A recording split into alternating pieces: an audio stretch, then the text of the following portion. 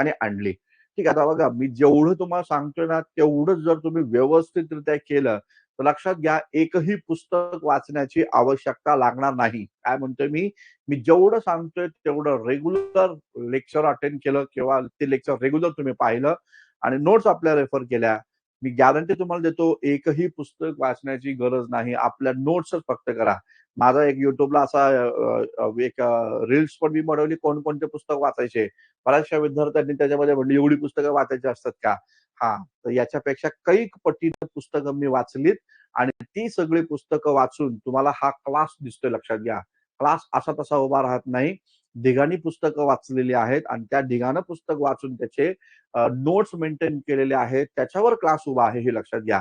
आणि त्यामुळे जर तुम्हाला ती पुस्तकं वाचायची नाही जी मी सांगतोय, तर मग लक्षात घ्या हा क्लास करा आणि मी जेवढे तुम्हाला नोट्स देतोय तेवढे रेफर करा. मार्क भेटून जाईल. ठीक आहे ना. तुम्ही फक्त मार्कांचे भुकेले आहात ना, मग मला फॉलो करा. मी तुम्हाला मार्क मिळवून देतो. ठीक आहे.